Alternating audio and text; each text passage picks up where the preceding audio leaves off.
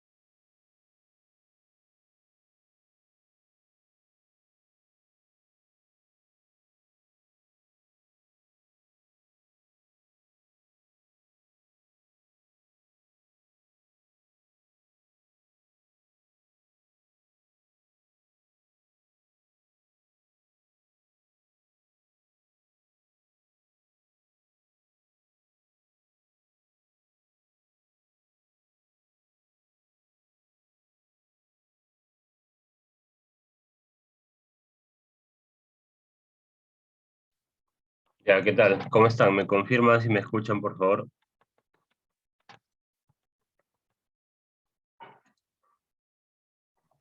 Sí, profe. Ok, muy bien, gracias. A ver, vamos a empezar. Increíblemente, no sé por qué ninguno ha hecho bien el trabajo del día de hoy, según lo que acabo de ver. Ahora vamos a empezar con el grupo 1, debe ser este de acá. El Bonifacio, sí, fue el grupo 1. A ver, vamos a ver su trabajo. A ver, esto. Y estos son sus datos de partida. 106 el azimut magnético. A ver, error angular, error permisible. Compensación de ángulos. Imagino que eso está bien, ¿no? A ver, distancia 46, 48. Ya. La declinación magnética, 7.75 W. ¿Dónde está el pantallazo de esa declinación magnética? ¿Cómo han sacado esa declinación? ¿Ah? ¿Dónde han sacado esto de acá? Les mencioné que el pantallazo manden de eso, ¿no? En realidad, ese día todos deberían tener la misma declinación y esta no es 7.75, no sé cómo lo han sacado, de dónde lo han sacado. Ya esa no es la declinación magnética. Esa no es la declinación magnética. Así que, por ende, estos cálculos ya no corresponden, ya están mal. ¿Ya? Y no, ni siquiera tienen el pantallazo de la, de eso, pues, ¿no? De cómo han sacado este dato de la declinación, por eso que está mal. Está bien solamente hasta la compensación de ángulos, pero eso no es suficiente. El objetivo principal era los azimuths y los rumbos, ¿no? Así que esta no es la declinación, no hay tampoco pantallazo de cómo le han sacado eso, ¿no? Eso con el grupo 1. Esto es esto, a ver, ¿con qué nombre está? Ponte, a ver, me envió Ponte. Grupo 3. Grupo 3. A ver, vamos a ver qué ha hecho grupo 3. Ahí está. Hasta la compensación de ángulos, todo bien. La declinación magnética, si era esto, 283 W. Igual sería importante poner el pantallazo del dato de la declinación que han hallado, ¿no? Y luego vienen con este azimut 91, 57, 11. No sé dónde han sacado ese dato. 91, 59, 11. Son los datos, el azimut que yo les he dado para el grupo 3. Para el grupo 3 es 95, 21, 41. No sé qué dato han copiado ustedes. A ver. Y no hay ningún dato que yo haya dado con 91, 50 que han trabajado. 91, 57, 11. No he dado ningún dato con ese valor. No he dado ningún dato con ese valor. No sé de dónde han sacado ese dato. Los ángulos, de repente hasta los ángulos han cambiado. 91, 57, 11. Bueno, han tomado que el valor del primer ángulo horizontal. No sé por qué han tomado el ángulo horizontal si tenían que partir del azimut magnético, ¿no? Ustedes han partido del azimut del ángulo A. Ahí está, 91, 57, 11, de eso no era. 99, 11, 125, ya. Ok, grupo 3, acá lo que tienen que empezar es, este valor de acá no es el azimut, ¿no? Este valor de acá no es el azimut. Este es el primer ángulo horizontal. Inclusive lo han graficado del norte hacia acá. O sea, todo el gráfico está bien, pero ese no es el ángulo. Este 91, 57, 11 pertenece a este ángulo de acá, al punto A. Al del vértice A. Con razón no me coinciden sus datos. Y si eso está mal, pues ya lo demás está mal. Inclusive lo han pegado con toda la tabla de datos. Acá está su dato, ¿no? 25, 21, 41 era su dato de azimut magnético. Eso es lo que tenían que poner acá como partida, ¿no? A partir de ahí, con los demás datos. ¿Ok? ¿Me entiende el grupo 3? No sé si habrá alguien del grupo 3.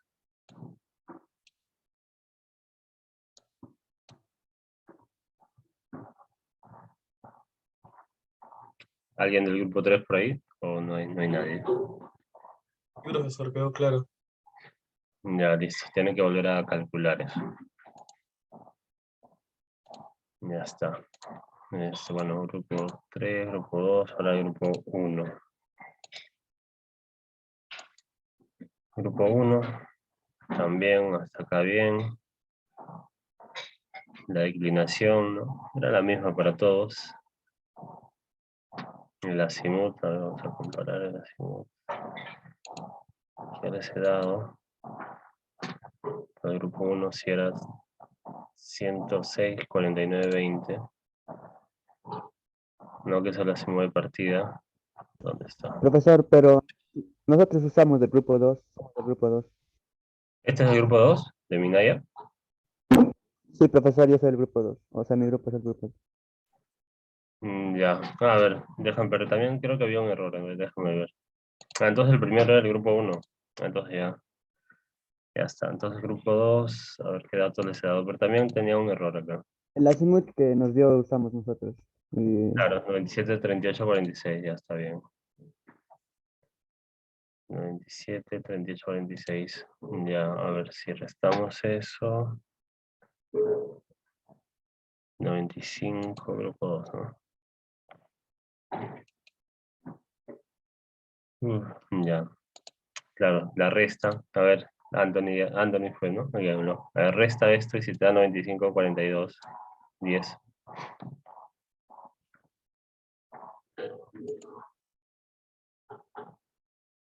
La resta y si te da ese valor, a ver, de repente yo estoy mal. Voy a hacer una calculadora también.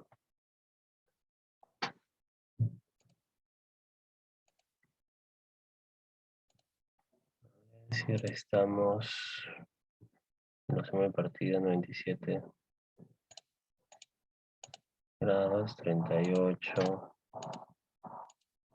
46 menos 2.83, ¿no? Grados. Ah, me da este resultado, no me da 95, 42, 10. No, me da este resultado, no me da este resultado. ¿Hallaste, Anthony? Ah, sí, profesor, creo que estaba mal graduado mi calculadora. Sí sale 94.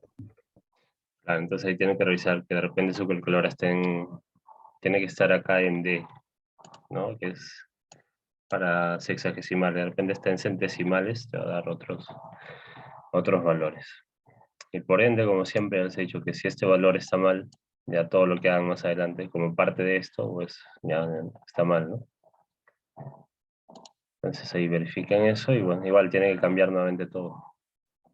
Tiene que cambiar todo. Entonces el primer grupo, el grupo 1, también les dije que lo que tienen mal, ¿no? Ya está.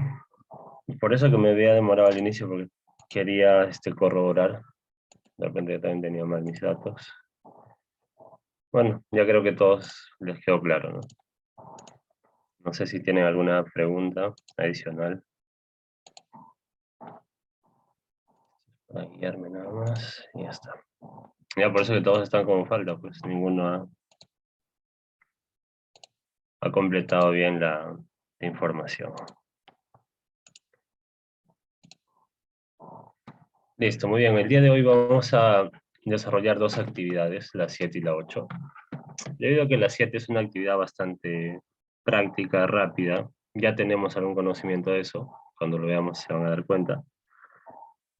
Y además que en esta actividad el objetivo principal de la 7 era medir distancias de los lados de la poligonal. Y de la 8 lo mismo, en la 8 aprendemos a manejar el nuevo equipo que sería la estación total y también medir distancias, ¿no? Que es una de las funciones que tiene la estación total. O sea, en teoría se hacía lo mismo en las dos prácticas, solo que con diferentes equipos. Por eso que de forma presencial pues se desarrollaba en dos sesiones, ¿no? Ahora de manera virtual pues lo podemos hacer en una sola sesión porque es bastante rápido, ¿no?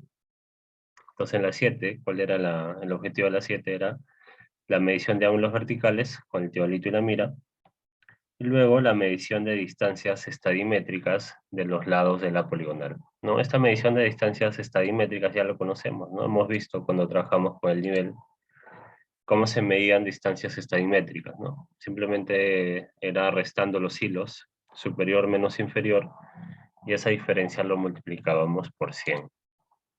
Y esa era la distancia, ¿no? Cuando trabajamos con el teodolito, como el teodolito tiene la capacidad de medir en planos inclinados, ¿no? Como tiene la posibilidad de medir planos inclinados, entonces acá el concepto que se va a agregar es los ángulos verticales, ¿no? Ángulos verticales. Cuando era con el nivel, pues era un plano horizontal, el ángulo vertical no había ángulo vertical, no era 0. En este caso con el teodolito sí hay una inclinación, entonces por ende se va a medir también los ángulos verticales. ¿No? Dentro de los ángulos verticales tenemos los ángulos cenitales, ¿no? Los ángulos cenitales que están en la parte superior del objetivo, entonces el teodolito, y los ángulos nadirales, ¿no? Ahí está. Entonces los teodolitos con lo que nosotros contamos son cenitales, quiere decir que el 0 del ángulo cenital empieza acá, ¿no? Cuando está En este caso, en la vista superior del observador, que dice, ¿no? Con el infinito. Ahí empiezan los 0 grados, 0 segundos. Y digamos que el teolito tiene esta visual, este plano inclinado. Este ángulo es lo que me da el teolito, ¿no? Este ángulo cenital. Muy bien, ¿no? Ahí tenemos, ¿no? Los ángulos cenitales y los ángulos nadirales. Esto es como si fuera mi teolito y mi plano inclinado, ¿no? Esto con el nivel no existía, ya que todo era en un plano horizontal. Entonces, como tenemos esto, ¿no? Como tenemos esto de forma estadimétrica, lo que nosotros conocemos, pues hallamos solamente con los hilos, podemos hallar la distancia, esta distancia del plano inclinado, ¿no? La distancia inclinada sería del hilo superior menos inferior por 100, sería solamente esta distancia. Pero sabemos que para topografía nosotros necesitamos no la distancia inclinada, sino la distancia horizontal y la distancia vertical para hallar las diferencias de altura, ¿no? Estas distancias son las que a mí me sirven, ¿no? Estas distancias son las que a mí me sirven. Entonces, sabiendo el valor de esto de acá, digamos una D minúscula, y sabiendo el ángulo cenital, ¿no? Y sabiendo el ángulo cenital, pues ya tenemos en este caso entre el plano horizontal, de la distancia horizontal y el cenit, forma 90 grados, ¿no? Entonces acá yo podría hallar este ángulo también, que lo podemos llamar alfa, ya teniendo la distancia de la hipotenusa y un ángulo, en este caso alfa, yo puedo hallar estas distancias, ¿no? Distancia horizontal y distancia vertical, pues aplicando senos y cosenos. Eso es lo que se ve a continuación. Eso es lo que se ve a continuación, ¿no? Cómo se ve gráficamente en campo. Para esto, una de las condiciones que debemos tener en cuenta es que al momento de visar, en este caso a la mira, ¿no? Cuando yo viso con el teolito a la mira, el hilo medio en la mira tengo que hacerlo coincidir igual, tiene que ser igual a la altura del teolito, ¿no? Entonces antes de eso lo que tengo que hacer es medir la altura del teolito. Digamos que mi teolito mide 1.5, entonces esa sería una altura h. Entonces cuando viso a la mira, lo que tengo que hacer es ponerlo el hilo medio también a 1.5, ¿no? Ponerlo también a 1.5. Entonces este h va a ser igual a este h de acá. Cuando ya coinciden, ahí recién tomo las lecturas, ¿no? Las lecturas de hilo superior e hilo inferior. Bueno, ya la diferencia por 100 me halla esta distancia que les mencioné, ¿no? La distancia de... Además, puedo leer, anotar el ángulo cenital. Ya tendría el ángulo cenital, ¿no? Entonces, el que me faltaría, solamente me faltaría hallar alfa. Ya les comenté que esto vale 90. Para hallar la distancia horizontal y la distancia vertical. Y eso se hace así de sencillo con estas dos fórmulas, ¿no? La distancia horizontal va a ser igual a la AD, que ya sabemos cómo hallarlo, está acá, por el coseno cuadrado de alfa. Alfa también ya sabemos cómo hallarlo. La distancia vertical, o diferencia de nivel, va a ser igual a 1/2 de D por el seno de 2 veces alfa. ¿Ya? Ya está. Y de esta manera se hallaba las distancias horizontales y verticales. En campo lo que se hace, o lo que se hacía era, pues de mi poligonal, que ya lo tengo definida, ¿no? Una poligonal por lo general era de 4 lados, ¿no? Una poligonal de 4 lados. Lo que se hacía era, pues, cuando estabas estacionado en un punto, digamos en el punto A, con este método medías las distancias de A hacia B, cuando estabas en A, y de A hacia el punto que está también a este lado, ¿no? A 2 puntos medías, ¿no? Digamos, este sea D y este B, ¿no? Se medía por este método y lo principal que necesitábamos era la distancia horizontal. Y luego, desde este punto, nuevamente te volvías a estacionar ahora en el punto B, ¿no? En el punto B te estacionabas en el punto B y volvías a medir la distancia de B hacia el punto anterior, al punto A, y de B hacia el punto siguiente, digamos este es el punto C. Ya está. Entonces, al final tenías, cuando terminabas de hacer toda la práctica, tenías 2 medidas de cada lado, ¿no? Entonces, la distancia con la cual se trabajaba era con la distancia promedio, ¿no? El objetivo era medir 2 veces cada lado, ¿no? Uno, como si fuera uno de ida y uno de vuelta, algo así, ¿no? Entonces se medía 2 veces la distancia a cada lado de la poligonal, y con la distancia promedio era con la cual se trabajaba, ¿ya? Ahora, de forma así explicativa, si en 5 minutos lo entienden, pero en campo sí te tomaba tiempo, porque tenías que estacionarte en cada vértice, ¿no? Cada vértice de la poligonal y hacer dos medidas. Ya está, eso era la práctica número 7. No sé si tienen alguna pregunta, algún comentario.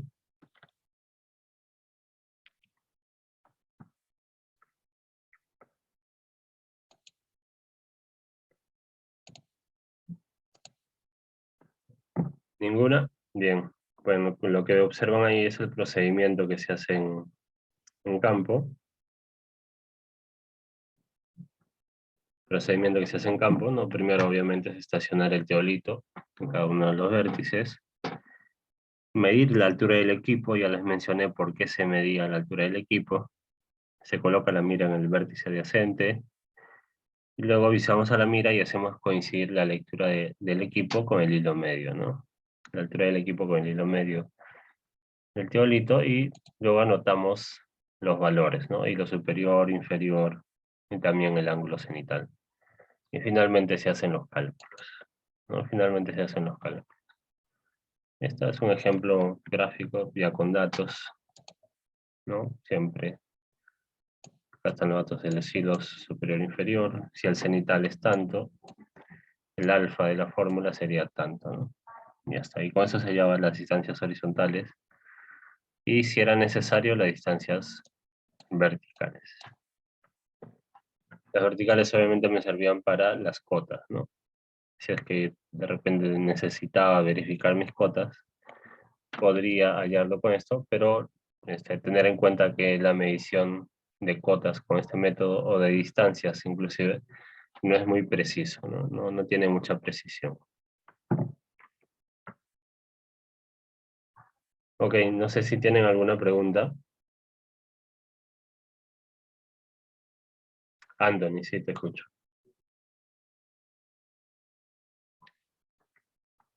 Profesor, ahí el ángulo cenital lo hallas con el teodolito, ¿no? O sea, el teodolito ya te da.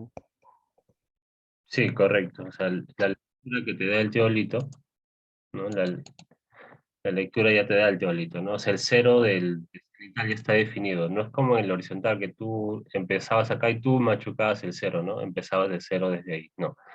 En este caso, para los verticales, no. El cero ya está definido.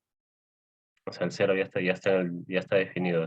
Parte del cenit, en este caso, para los equipos que tenemos nosotros, ¿no? El cero ya está definido. O sea, tú giras y el valor que te da, ese es el ángulo cenital. O sea, ya tú no machucas ni cero ni nada, ¿no? El valor que te sale, ese va a ser el ángulo cenital. El cero ya viene por defecto definido.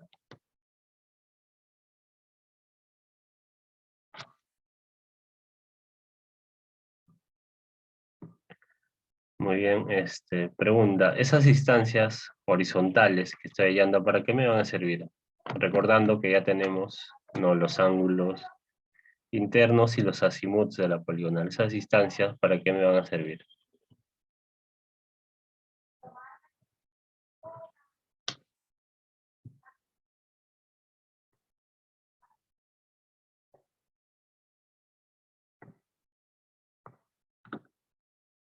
Profesor, para poder construir a tu poligonal, o sea, hacer tu plano. Para hacer la poligonal, ya claro, pero específicamente ¿para qué me servirá? O sea, con los azimuts y las distancias también se puede hacer el plano, pero las distancias en sí, ¿para qué me van a servir? En el paso siguiente de los cálculos. Me imagino que ya lo han visto en teoría, según me han comentado los otros grupos. Ya lo han visto. Específicamente, ¿para qué me serviría?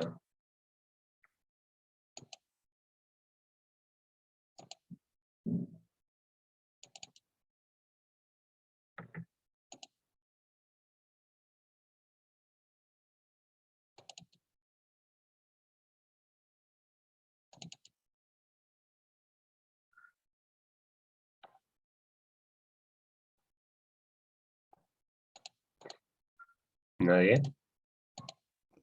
Profesor, ¿podría ser para hallar los errores, tanto del activo como el otro? Y la descomposición Claro, lineal para formar. claro, sería para hallar eso, pero la suma de qué te da esos errores, ¿no? Me sirve para hallar las proyecciones, por ahí más o menos iba, ¿no? Para hallar las proyecciones de cada lado, ¿no? Las proyecciones en X, las proyecciones en Y, para eso más o menos me sirve. Y para finalmente en sí me sirve para hallar las coordenadas, ¿no? Para hallar las coordenadas de mi poligonal.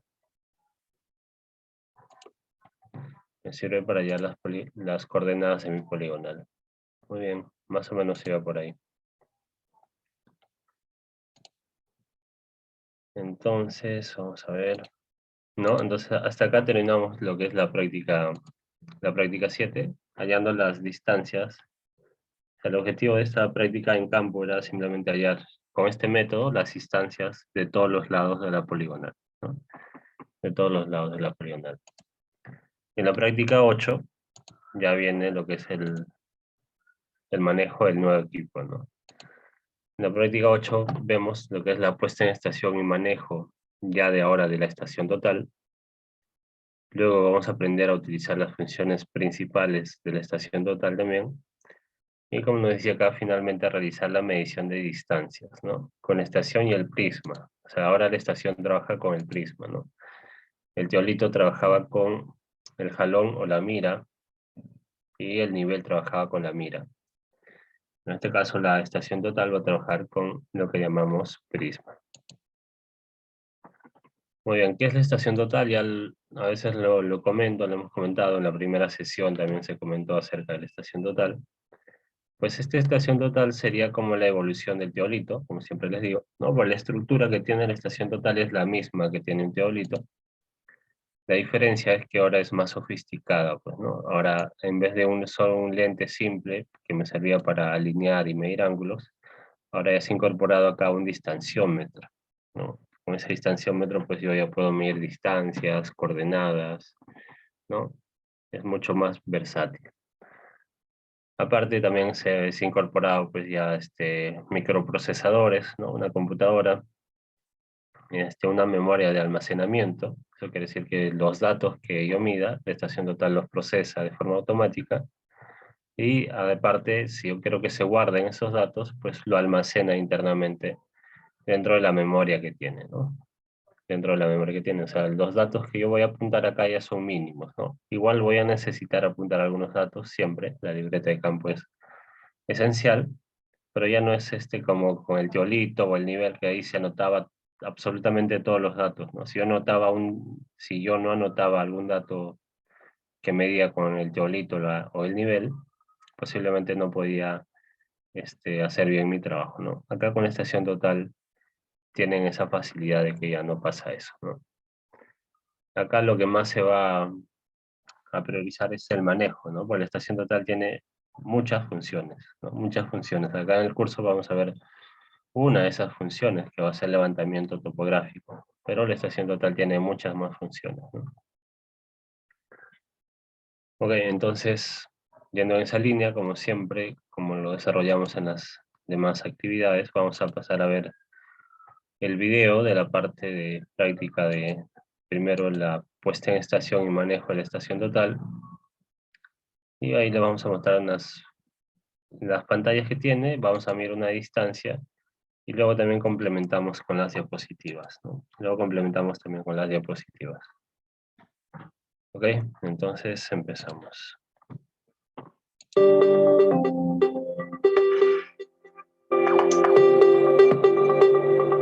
Buenas con todos, el día de hoy vamos a desarrollar la práctica número 8 del curso de topografía, el cual consiste en la puesta en estación y manejo de una estación total. Para lo cual tenemos los siguientes equipos. Tenemos el trípode de aluminio, que ya hemos venido trabajando las semanas pasadas. Tenemos la estación total, que este es el nuevo equipo que vamos a ver el día de hoy. El bastón telescópico, donde va a ir el prisma. Tenemos el prisma circular y un flexómetro para medir las alturas.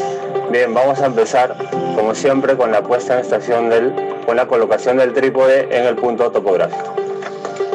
Bien, este paso es similar a lo desarrollado en la práctica de la puesta en estación del teodolito. Seguimos los mismos pasos, desenganchamos los seguros de las patas del trípode, levantamos a la altura del mentón y volvemos a asegurar las patas.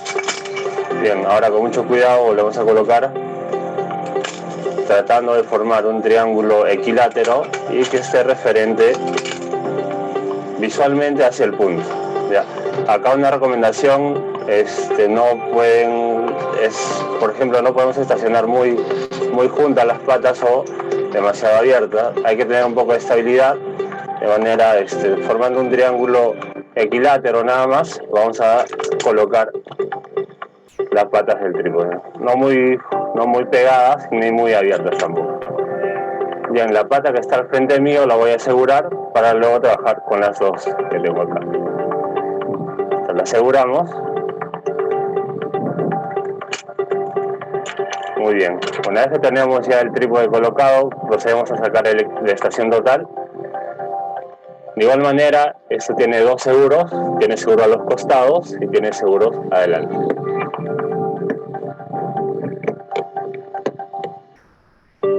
Muy bien. Esta es la estación total. Con mucho cuidado sacamos desde la parte superior, cogemos, es un poco más pesada, hay que coger con mucha más fuerza y procedemos a cerrar la caja. Bien, ahora vamos a asegurar. De igual manera tiene tres lados, tiene forma triangular, igual que la base del trípode, entonces hay que hacer coincidir esos lados. Bien, con mucho cuidado, sin soltar el equipo, ahora aseguramos con el tornillo de sujeción.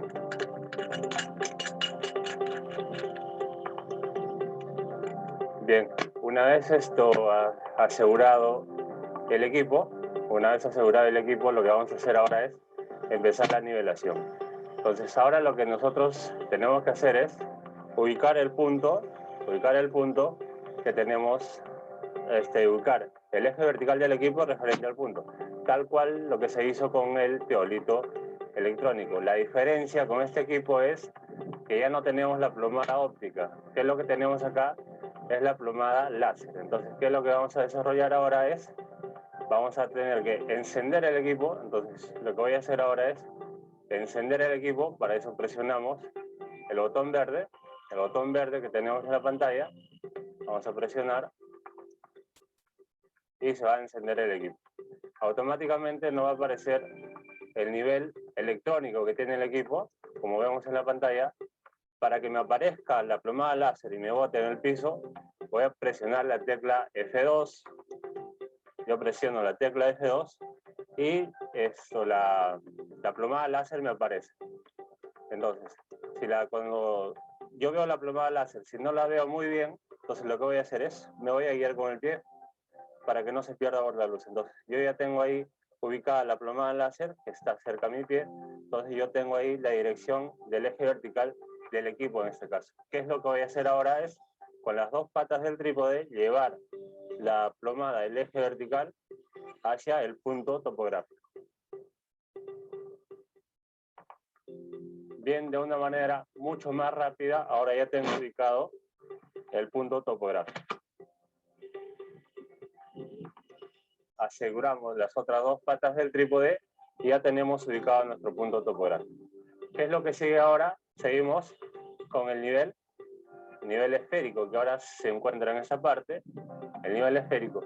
Esto, de igual manera, ahora se va a nivelar con las patas del trípode. Con mucho cuidado, vamos a subir y bajar hasta poder centrarlo.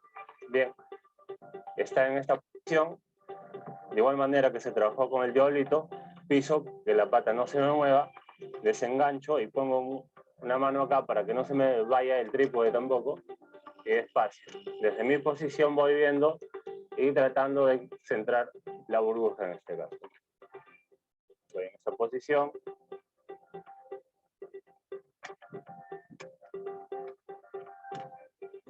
Voy a trabajar en esta posición nuevamente.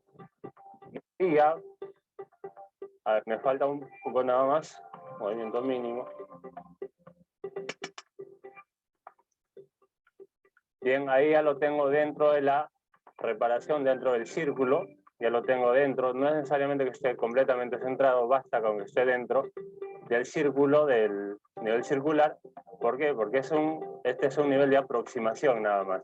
Bien, luego de haber terminado el centrado del nivel circular, procedemos a la nivelación del nivel electrónico, que es lo que reemplaza al nivel tubular que teníamos antes en el teolito. Para lo cual, el eje del equipo, este eje del equipo tenemos que hacerlo paralelo a 2 tornillos. Entonces ahí podemos visualizar ahora en la pantalla 2 ejes, el eje X y el eje Y. Esos 2 ejes tenemos que llevarlo a un mínimo valor, que lo ideal es que esté en 0 grados, 0 minutos, 0 segundos, pero por razones de precisión y por la sensibilidad del equipo lo podemos dejar más o menos entre 5 a 10 segundos.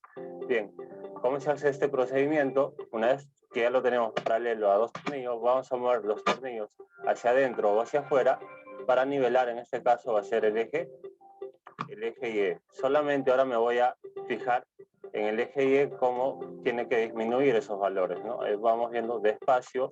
Este es un procedimiento que se desarrolla con mucho cuidado. Este equipo es bastante sensible en este tipo de nivelación. Por ejemplo, ya lo tengo en 6 segundos. Ahora voy a proceder sin girar el equipo en esta misma posición con el tornillo que no he trabajado. Con el tercer tornillo ahora solamente para el eje X voy a fijarme en el eje X para que disminuya. Bien, ahí está aumentando, entonces quiere decir que debo corregir el sentido del que estoy girando. Voy a girar en el otro sentido con mucho cuidado.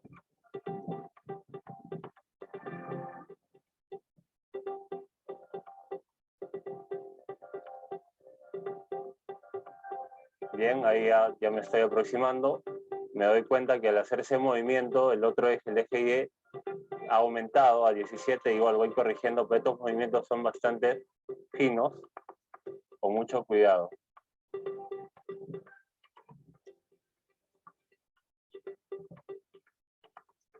Bien, como le dije, ya está dentro de un valor. Lo ideal, como les repito, es 0, pero si no podemos llegar a 0 por la alta sensibilidad, vamos a dejarle un rango de 5 a 10 segundos, positivo o negativo. En este caso, para nuestro caso ya estaría bien. Adicionalmente a esto, ¿qué es lo que tengo que hacer? Es nuevamente encender la plomada láser y verificar si el punto no se ha movido. Entonces, con F2, enciendo la plomada láser. En mi caso, no se ha movido, sigue estando en el punto, exactamente en el punto, lo que quiere decir que hasta este punto terminamos con la puesta en estación del equipo. Adicionalmente, si el punto se hubiera movido, lo que tengo que hacer es igual que se hizo con el teolito, se desenrosca dos vueltas más o menos, se lo lleva al punto y volvemos a corregir el nivel electrónico. Como les repito, para nuestro caso, ahora vamos a dar, bueno, voy a corregir un poco acá.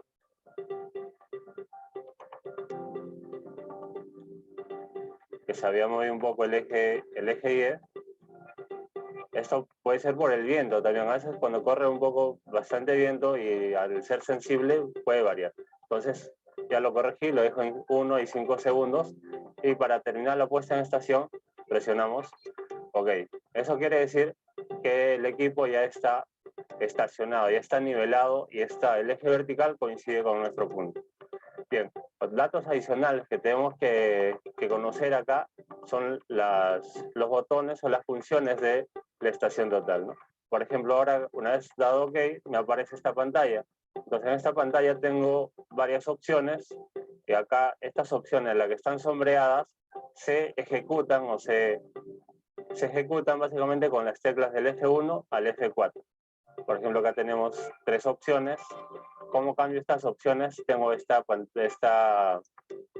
tecla que dice Fun, presiono y van cambiando estos valores. Bien, lo primero que vamos a hacer antes de hacer una medición es hacer una configuración. Como este es un equipo electrónico, necesita datos genéricos, tanto como es temperatura y presión. Adicionalmente a eso, se va a ingresar lo que es la constante del prisma, que lo vamos a ver más adelante. Bien, primero, para ingresar la temperatura y la presión, vamos a buscar la opción que diga EDM. Con función, buscamos la función EDM, que lo encontramos en esta pantalla. Bien, entonces, ¿cómo ingreso a EDM? Con la tecla F4, que es la que va a ejecutar esta opción. Bien, automáticamente me aparecen estos valores. Busco la si es que no me aparece acá el valor que yo quiero ingresar, que es la temperatura y la presión, con el navegador, con el cursor del navegador de esa pantalla voy bajando y hasta encontrar esas opciones. Entonces, por ejemplo, acá me dice temperatura en grados centígrados, lo que voy a hacer es ingresarlo. Por ejemplo, ahora estamos en 20 grados aproximadamente, y la presión atmosférica va a ser de acuerdo al nivel del mar a la que nos encontremos. Nosotros estamos cerca al nivel del mar y la presión que vamos a ingresar es 760 milímetros de mercurio. Bien, adicionalmente a esto se tiene que ingresar la constante del prisma, que eso es lo que vamos a explicar a continuación. Bien, bueno, continuando con la explicación, lo que tengo acá ahora es el prisma con el cual vamos a trabajar con la estación total para hacer las mediciones. El prisma consiste en el bastón telescópico que tenemos, que es este acá de color blanco y rojo, es similar o parecido al jalón que hemos visto anteriormente. La diferencia es que este telescópico se puede levantar hasta una altura de 2,5 metros aproximadamente, y tiene una graduación aparte, ¿no? Tiene una graduación numérica en la cual yo puedo ver la altura a la que está el prisma, ¿no? Eso es lo que vamos a ver más adelante.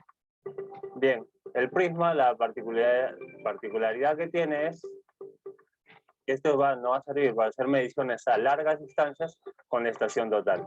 Entonces, por ejemplo, para eso yo necesito hacer una configuración del prisma. El prisma tiene una constante, que eso va a depender básicamente muchas veces de la marca. En este caso estoy trabajando con una marca Topcon que tiene dos constantes, que es 0 y -30. Normalmente esa constante nos aparece en la parte superior del portaprisma. Por ejemplo, en esta oportunidad es -30. O si el prisma, este es el prisma, si el prisma, esto se puede sacar y yo lo puedo ubicar en la parte posterior a la que está actualmente, y la constante me va a cambiar a 0. Entonces, eso es importante tener en cuenta para hacer las mediciones.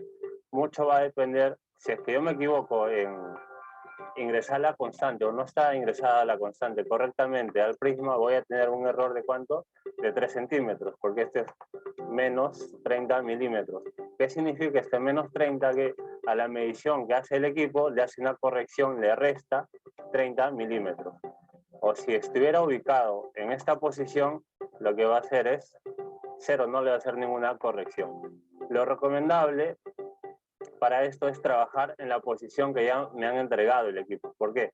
Porque si yo lo saco, quiero sacarlo y lo quiero poner en la otra parte, hay posibilidad que esto se me caiga, y esto es muy valioso, es muy importante no manipularlo mucho, ¿no? Entonces, lo que yo puedo hacer es esta configuración, hacerla en la estación total, que también se puede ingresar esos valores, y luego proceder a realizar las mediciones, que es lo que vamos a hacer a continuación.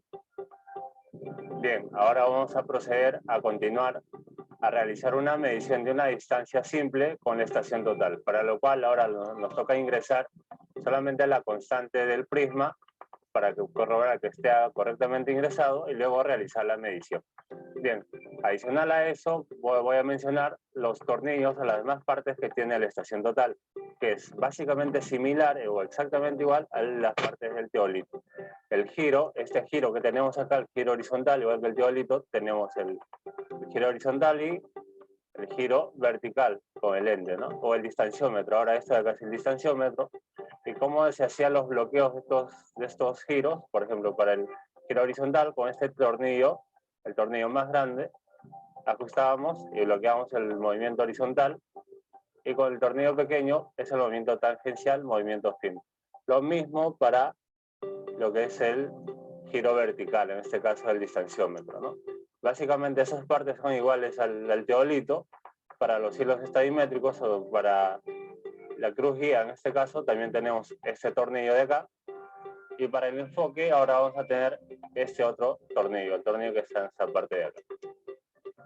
Adicional a eso también tenemos la misma línea de puntería en la parte superior para alinear exactamente de manera mucho más rápida a nuestro objetivo, ¿no? Entonces ahora procedemos a ingresar la constante del prisma, que en nuestro caso lo vamos a mantener en -30 para realizar la medición. Para lo cual nos vamos a ubicar nuevamente en la opción EDM.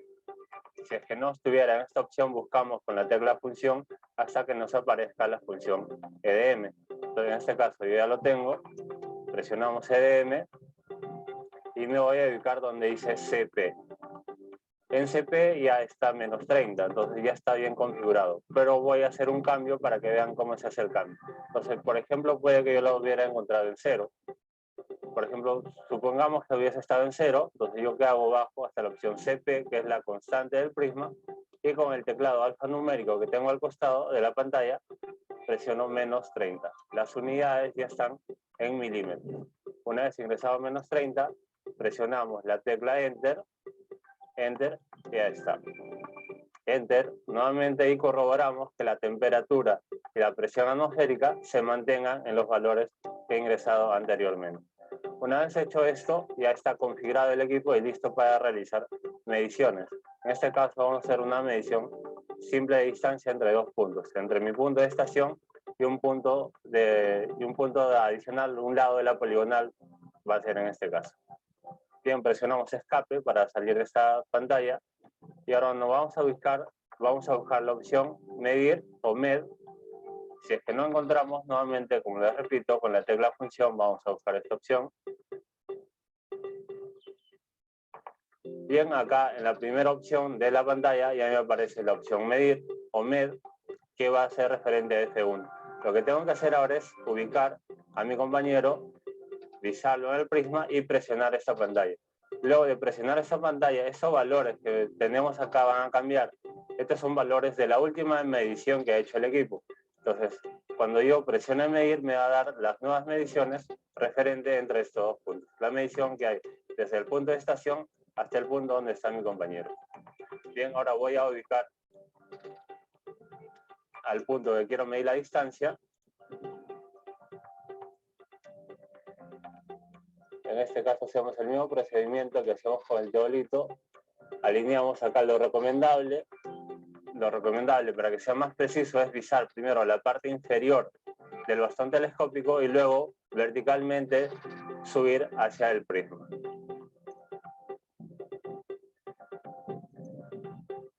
Bien, ya lo tengo ubicado ahora verticalmente hacia el prisma. Bien, ahora ya lo tengo exactamente en el centro del prisma, que lo que voy a hacer ahora es simplemente presionar la tecla medir y esperar que me aparezcan los valores en la pantalla. Bien, automáticamente me han aparecido los valores en la pantalla. Me está dando 3 valores de esta forma. Tenemos la distancia GD, la distancia HD y la distancia VD. La GD va a ser una distancia inclinada, que es de a punto. La segunda, que es la HD, va a ser una distancia reducida a la horizontal. Yo para mi trabajo voy a necesitar esa distancia, la distancia horizontal. Y la VD viene a ser la diferencia de nivel, o sea, me va a dar la diferencia que hay de nivel entre este punto y el punto donde está ubicado mi compañero. Como recomendación, como esta es una medición simple, entre dos puntos, se recomienda hacer 3 mediciones o más, lo recomendable es 3, desde estos mismos puntos y sacar un promedio para aumentar la precisión de mi medición. Como es bastante simple, el prisma se mantiene ubicado en ese punto, yo simplemente anotaría este valor y procedería a presionar la tecla medir nuevamente para hallar la nueva distancia. Vamos a ver cuánto varía.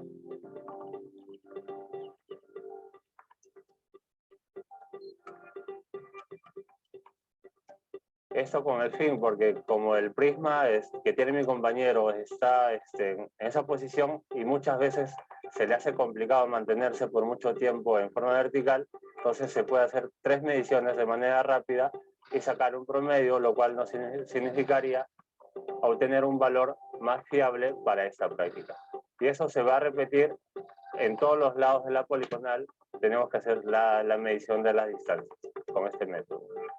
Bien, muchas gracias. Eso sería todo por la práctica número 8 del curso de topografía.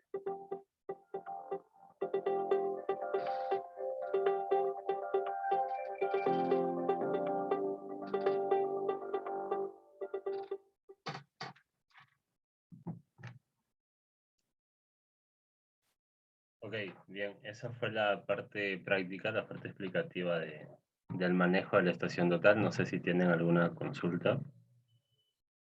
Anthony. Profesor, ¿por qué varían los valores de GD y HD.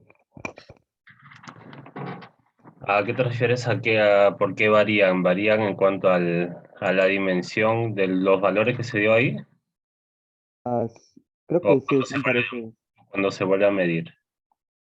Cuando se vuelve a medir, o sea, en este caso, nos dijo que debemos trabajar solo con la distancia horizontal, ¿no? Ah, ok.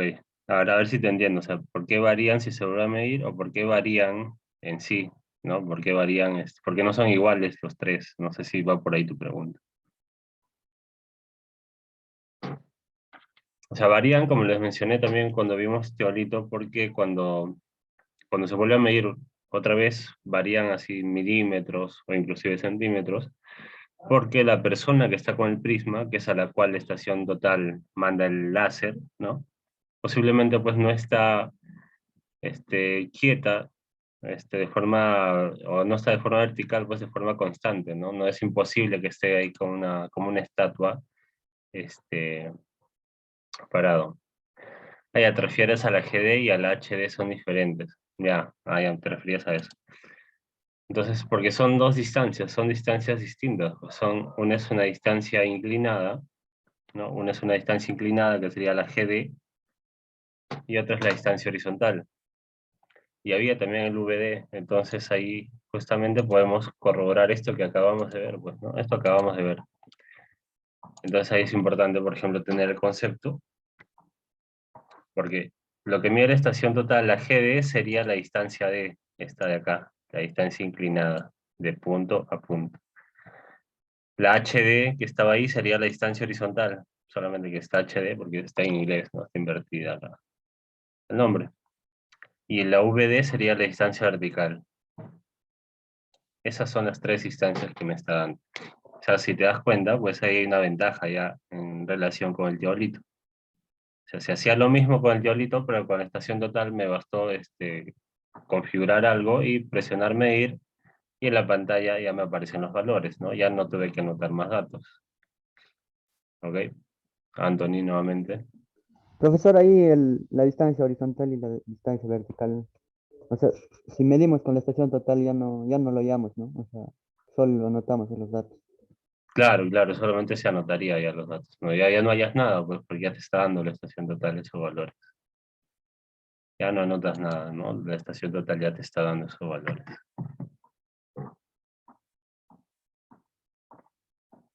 No sé si hay alguna otra pregunta.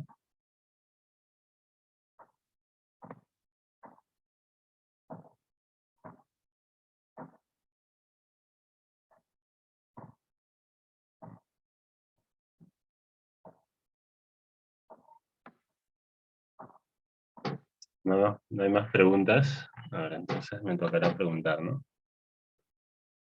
Me tocará preguntar, a ver.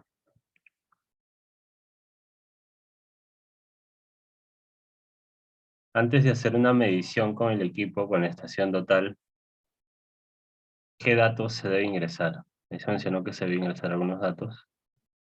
La temperatura y la presión. Ok, ¿quién fue? A ver, no lo vi quién. Percy.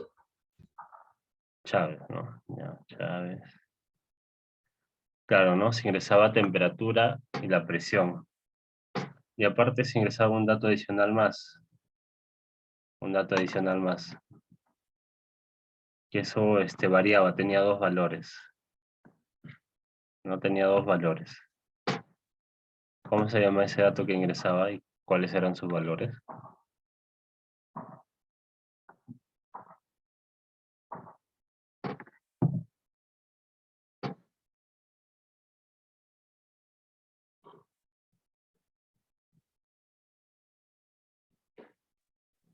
Era 0 y menos 30, pero no recuerdo el nombre.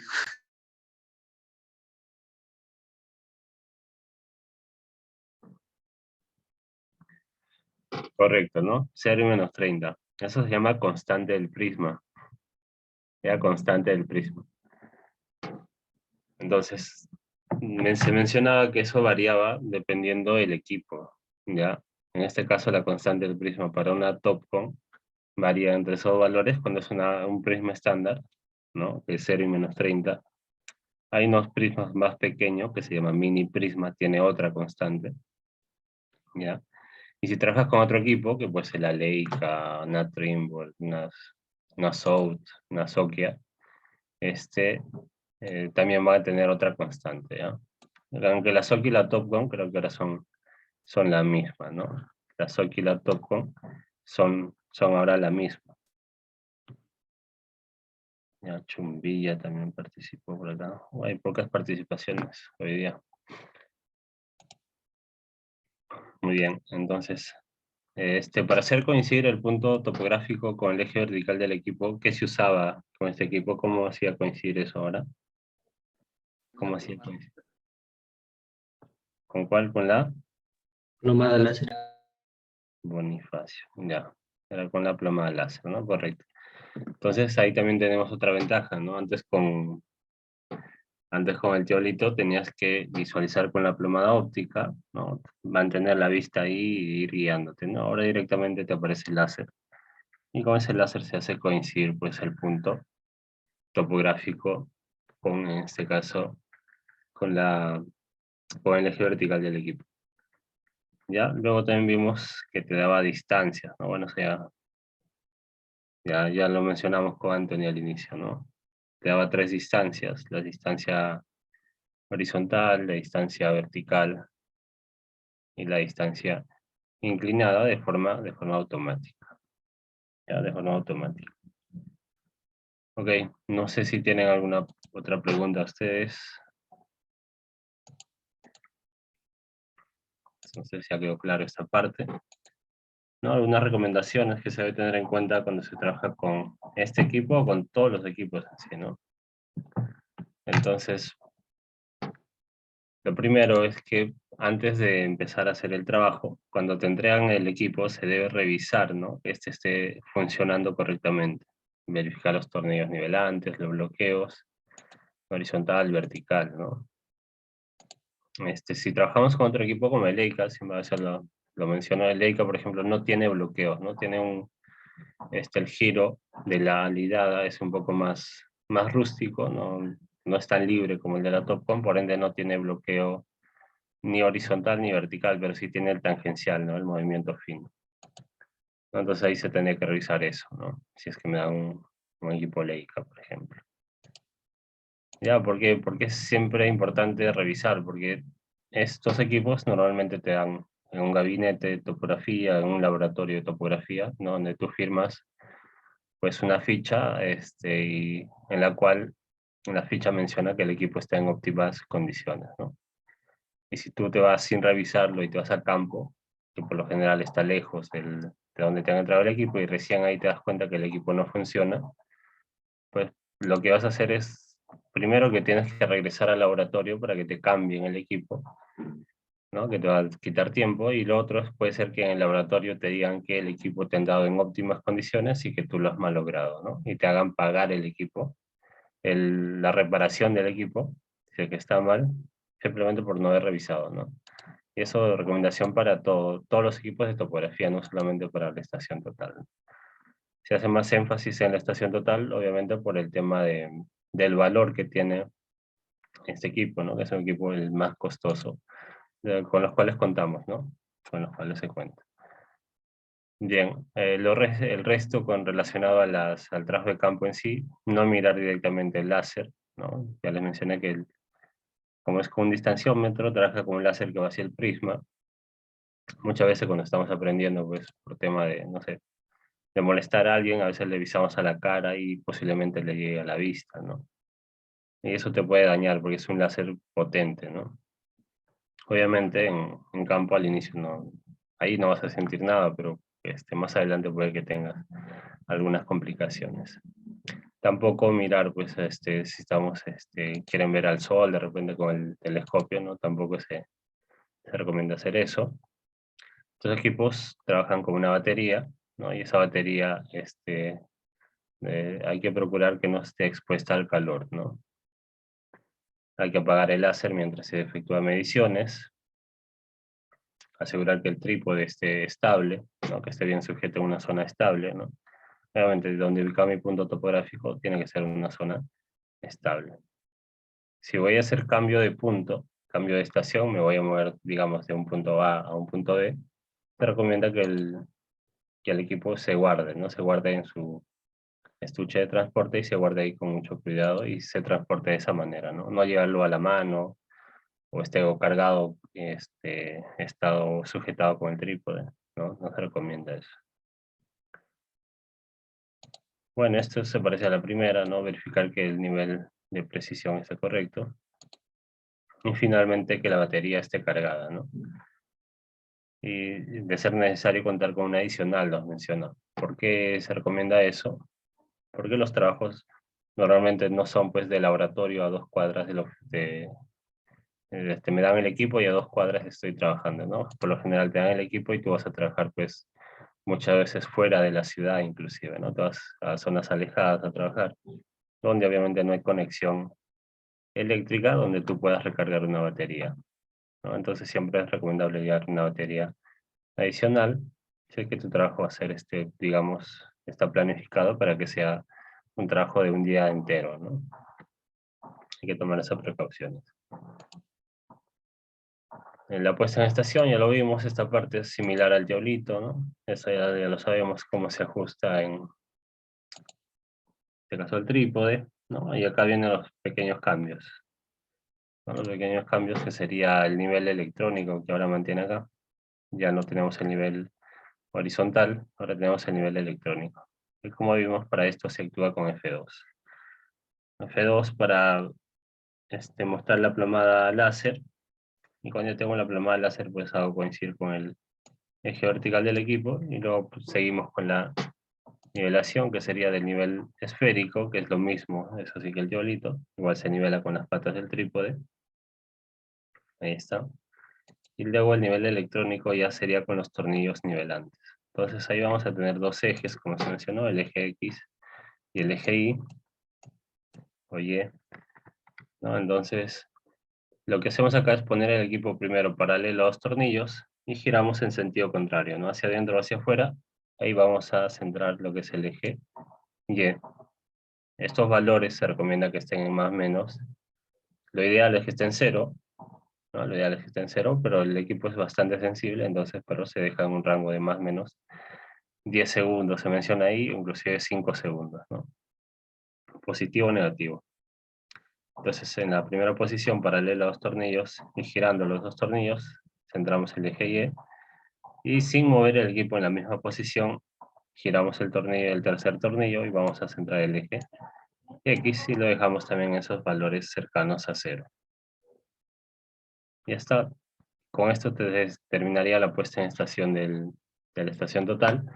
Lo que se tendría que hacer también es, en este caso, la verificación, ¿no? Volvería a mostrar la plomada láser para ver que el punto no se ha movido, ¿no? Si fuera el caso que se haya movido, pues igual, ¿no? Desenganchamos un par de vueltas, hacemos coincidir la plomada láser con el punto topográfico, y en este caso, y luego verificamos el nivel electrónico nuevamente, ¿no?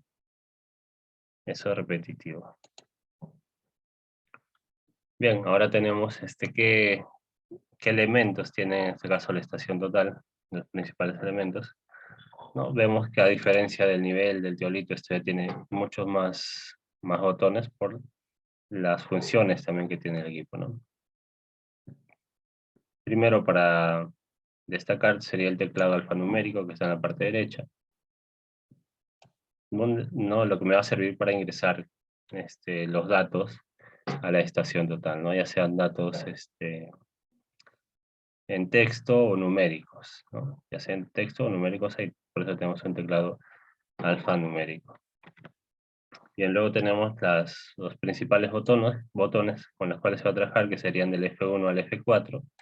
Estos botones lo que hacen es efectuar la acción de la opción que me aparece en ese momento en la parte superior, sombreada, ¿no? En esta de acá, ¿no? Las opciones que me aparecen acá. Estas las acciono con las teclas del F1 al F4, dependiendo en este caso qué es lo que deseo hacer, ¿no? ¿Qué es lo que deseo medir o ingresar un dato, ¿no? ¿Qué es lo que deseo hacer, ¿no? Por ejemplo, en esta opción tengo F1 me va a servir para medir, F2 GHB, F3 a Z-0 y F4 coordenadas. Si yo quiero cambiar estas opciones de F1 de medir GHB a Z0 coordenadas, lo que hago es cambiar esas opciones con la tecla Func. Con esta tecla Func cambio y me van a aparecer otras opciones, ¿no? Y con esta tecla sigo cambiando más opciones. Bien, la tecla Shift en esta pantalla me sirve para cambiar el tipo de medición. Si quiero medir con prisma, este equipo también puede medir sin prisma, o con una cinta reflectante que se llama diana. El BS, cuando estoy ingresando datos, me va a servir para borrar un carácter, ¿no? Una letra, un número. Cuando estoy ingresando datos o digitando datos, me va a servir para borrar un carácter. No, ya está. Bueno, si quiero cambiar de pantalla, presiono escape, y ahí tenemos las demás funciones, ¿no? Si presionamos escape, me va a aparecer otra pantalla. Esta es la pantalla principal, y esta sería la pantalla donde se va a hacer la configuración de archivos. Presionando escape me aparece y acá nos damos cuenta que hay otras opciones, ¿no? Hay otras opciones. En esta pantalla vamos a trabajar solamente con dos opciones. Acá no me funciona la tecla Func cuando estoy en este tipo de pantalla, ¿no? Porque es una pantalla única. Ok, entonces acá voy a trabajar simplemente con USB o dato. USB me va a servir para, uno, cargar información. Si es que yo tengo información de datos en mi computadora, yo lo puedo pasar a un USB y este mismo a la estación total, ¿no? O viceversa, lo más común es que para descargar datos, ¿no? Luego de haber hecho un levantamiento topográfico, pues descargo la carpeta correspondiente, ¿no? Para eso me sirve USB. Y dato me sirve justamente para configurar, para crear una carpeta de trabajo, ¿no? En dato voy a querer crear una carpeta de trabajo en la cual yo quiero que se guarden todos mis puntos que voy a medir, ¿no? No es que los puntos se van a guardar en cualquier archivo, ¿no? Siempre tengo que seleccionar una carpeta, darle un nombre y todos los puntos que yo mida ahora sí se van a medir y se van a guardar en esa carpeta. Luego esa carpeta se descarga al USB. Configuración no lo vamos a ver mucho porque tendríamos que tener un conocimiento más detallado de la estación total, porque en configuración lo que yo voy a hacer es cambiar, por ejemplo, las unidades, el sistema de medición, por ejemplo, que está en metros, de repente lo cambio a pies, o los grados, que están en sexagesimales, lo puedo cambiar a centesimales, ¿no? Ese tipo de cambios se puede hacer en configuración.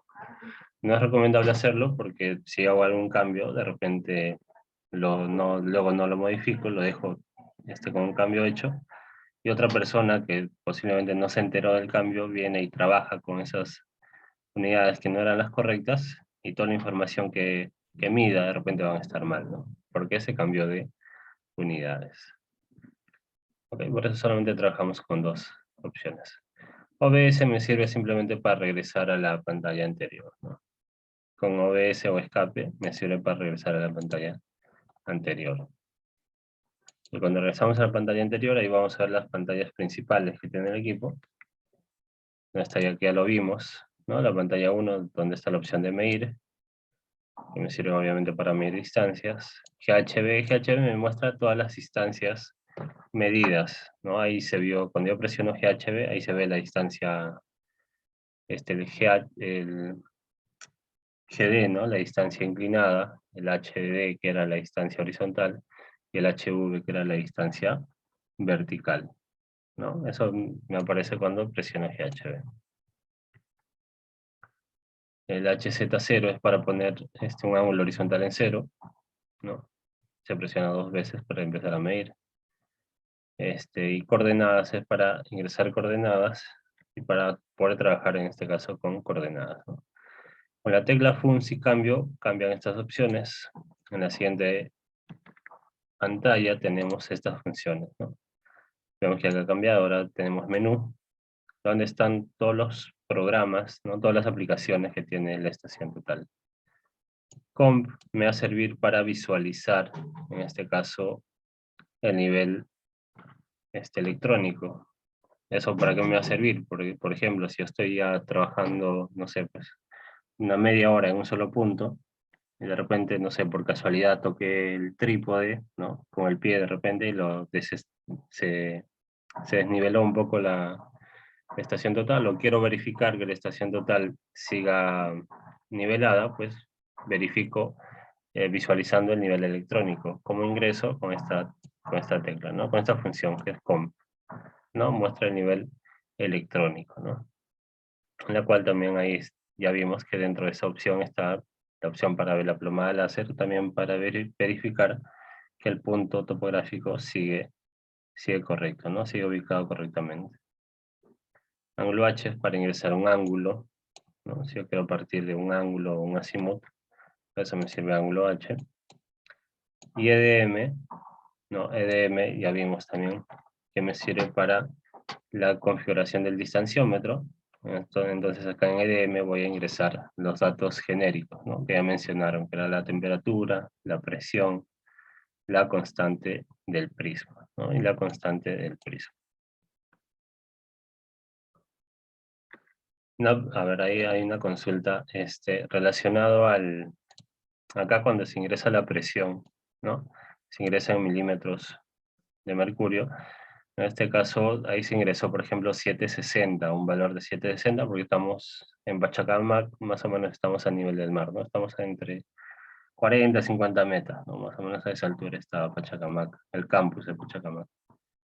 Pregunta si a ese nivel de 760, si yo trabajo en provincia, digamos, una zona de altura, si trabajamos en Huancayo, por ejemplo, donde estamos a una altura de 3000 metros, digamos, esa presión que yo voy a ingresar, ¿será mayor o será menor? A ver, ¿qué creen ustedes? Menor. ¿Quién habló? No lo vi nuevamente. De Bonifaz. Ah, ya, claro, ¿no? Sí, Anthony también por ahí nos menciona que es menor, ¿no? Correcto, ¿no? Es menor, ¿no? Entonces, cada vez que vamos aumentando en altura, la presión va disminuyendo, ¿no? Va disminuyendo, ¿no? O sea, hay menos aire cuando subimos, ¿no? Por eso que las personas cuando viajan a provincia, pues les cae mal el viaje, les da soroche y todo eso que se menciona, es porque también no hay mucha presión ahí, ¿no? La presión disminuye. Entonces, si trabajamos con este tipo de equipos, como es una Topcon u otros equipos que te pidan esa información, y no sabemos cuál es la presión, entonces en internet pueden buscar, ¿no? La tabla de presiones, ¿no? La tabla de presiones para una estación total. Entonces, por ejemplo, ahí podemos visualizar, ¿no? Una tabla como esta, donde vemos que a nivel del mar, que es 0, ¿no? La presión en milímetros de mercurio es 760 y va disminuyendo, ¿no? A 100 metros, 751, a 1000 metros, digamos, 674, a 3000 metros, que les mencioné, sería 526. ¿No? Entonces, esto fácilmente, si es que no tienen esa información, en internet buscan tabla de presiones y les va a aparecer estos datos, ¿no? Para que ustedes puedan ingresar la presión correcta. Hay otros equipos como el EICA que son un poquito más sofisticados, digamos, en los cuales tú ingresas ya a la altura a la que estás, o sea, sí o sí tienes que saber la cota a la cual estás trabajando, ingresas la cota y en la estación sola te da a qué presión atmosférica te encuentras. ¿Ya? Entonces también tienes esa opción, pero para ambos casos necesitas saber a qué altura estás trabajando, ¿no? Y si presionamos FUNS nuevamente, ¿no? Vamos a tener la última pantalla, ¿no? La última pantalla, en la cual vemos que acá tenemos, por ejemplo, MDR, que es para medir distancia entre puntos, desplazamiento, ¿no? Este desplazamiento es a partir de un alineamiento, se pueden meter desplazamientos. Para el trazo de ejes, principalmente se utiliza esa opción. Y tenemos la opción topo, que es con la cual nosotros vamos a trabajar, ¿no? Que me sirve para realizar levantamientos topográficos. También tenemos replanteo, ¿no? La primera sesión les mencioné que en la parte opuesta del levantamiento era el replanteo, ¿no? La parte opuesta del levantamiento era el replanteo. Entonces, ¿qué opción vamos a trabajar nosotros? Vamos a trabajar con la opción top. ¿Ya? Entonces, si se dan cuenta de todas las opciones que tiene la estación total, nosotros vamos a trabajar solamente con esta, ¿no? Para hacer levantamientos topográficos, ¿no? O sea, la estación total tiene muchas más funciones. Ok, no sé si hay alguna consulta por ahí. Ahora me comentan.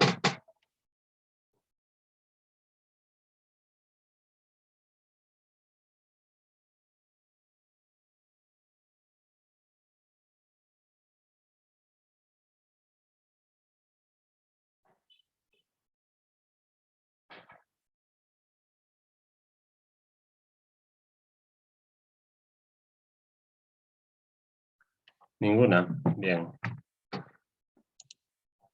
Ok, entonces de esta práctica, ¿no? De esta práctica, luego de aprender a manejar, a poner la puesta en estación del equipo, de aprender a configurar e ingresar datos genéricos, temperatura, presión, constante de prisma, lo que se hacía era nuevamente medir las distancias de los lados de la poligonal, ¿no? Medición de distancias, dice acá, ¿no? Entonces ahí vemos que la práctica 7 también se midió distancias, pero por el método de estadimetría. Y ahora vamos a medir distancias con la estación total, ¿no? O sea que en ambas prácticas se medía distancias. Ok, entonces les preguntaba al inicio para qué me servía esas distancias. No les preguntaba al inicio para qué me servía esas distancias. Esas distancias me sirven, por ahí su compañero me dijo para hallar el error relativo y eso, ¿no? En sí me sirven para hallar las proyecciones primero, ¿no? Para hallar las proyecciones. Entonces, es un avance, si se dan cuenta, todo lo relacionado que vamos desarrollando desde la práctica 6, ¿no? Porque en esta última práctica, en teoría, ustedes ya deberían tener esto, pero ahí vemos que se han equivocado, ¿no? Entonces, igual tienen que corregir para seguir avanzando, ¿no? ¿Por qué? Porque tenemos ya el azimut geográfico, tendríamos el azimut geográfico, y aparte en esa misma tabla yo les he dado también ya las distancias, ¿no? Si han verificado de repente, se van a dar cuenta que también ya tienen las distancias, ¿no? Ya tienen las distancias. ¿Ok?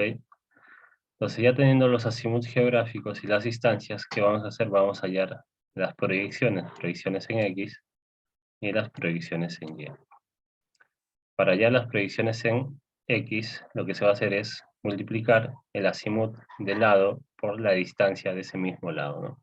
Si tengo el azimut AB, lo voy a multiplicar, en este caso, la distancia, perdón, AB, se va a multiplicar por el seno del azimut AB, ¿no? Entonces tendría distancia por el seno del azimut AB. Distancia por 93, 22, 35, para este ejemplo. Y si tengo también, con esos mismos datos, también voy a calcular la proyección en Y. Simplemente lo que va a cambiar es el coseno, o sea, lo mismo va a ser la distancia, o sea, la misma. El azimut también va a ser el mismo, lo que va a cambiar va a ser que acá va a ser coseno. Antes era para X es seno, para Y es coseno, ¿no? Entonces ahí tenemos eso de ahí. Y lo mismo para todos los lados, ¿no? Para todos los lados de la poligonal. El siguiente lado, su distancia con su azimut se multiplican por el seno y por el coseno, para X y para Y. Y ya está. Entonces, y así vamos a obtener las 4 proyecciones de X y las 4 proyecciones de Y. Como es una poligonal cerrada, la suma de estas proyecciones debe ser 0, ¿ya? Dado que es una poligonal cerrada. Entonces, si no me da 0, este sería el error lineal, en este caso, en cada eje, en el eje X y en el eje Y. Entonces, con esto se halla el error lineal de campo, ¿no? Eso es lo que mencionó su compañero, ¿no? El error lineal. ¿Cuál era la fórmula para hallar este error lineal? A ver si se acuerdan. ¿Cuál era la fórmula?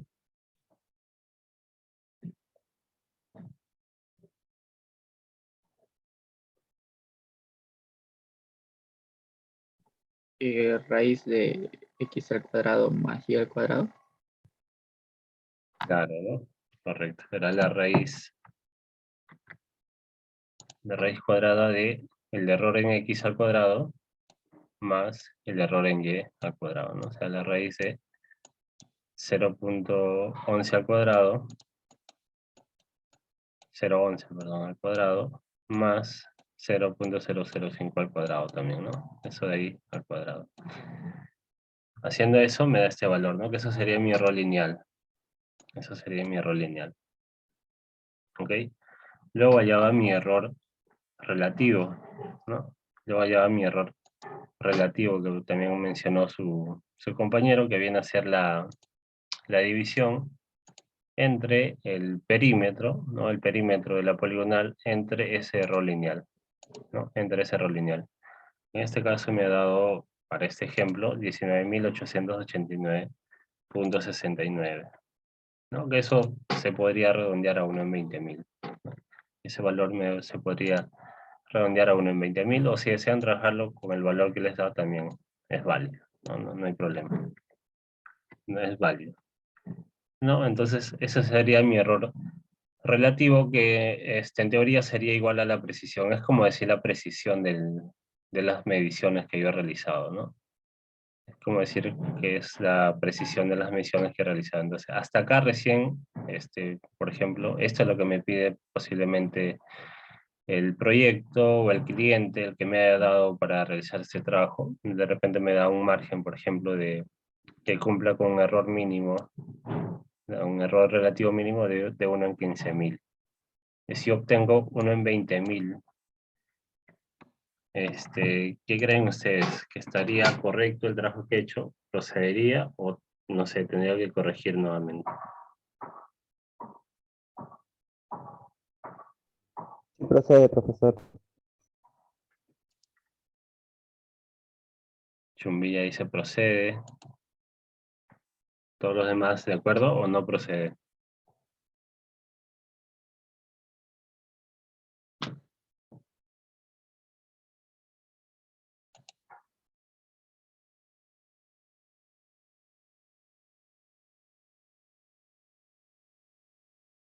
Wow, una compañera recién me ingresar, bueno.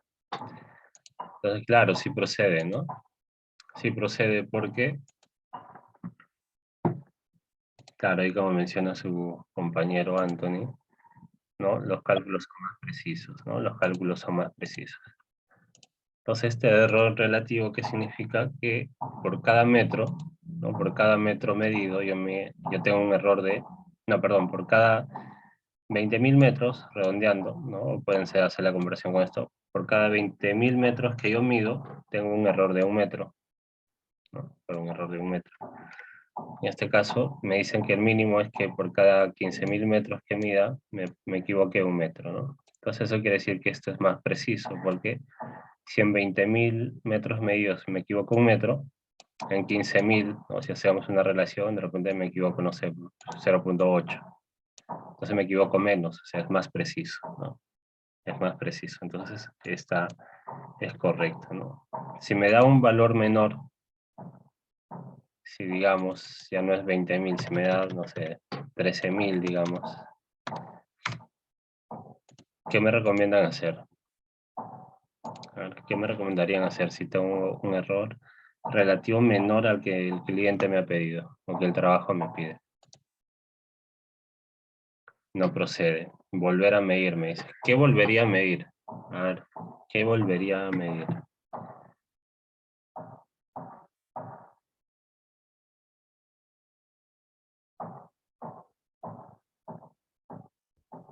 Profesor, Pues, volveréis a medir la distancia nada más.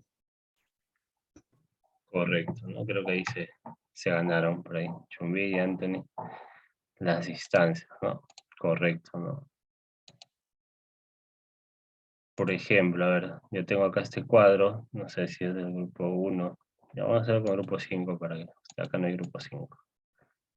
No, digamos, por ejemplo, acá este cuadro de datos, tengo este cuadro de datos, tengo los ángulos, los azimuths, todo.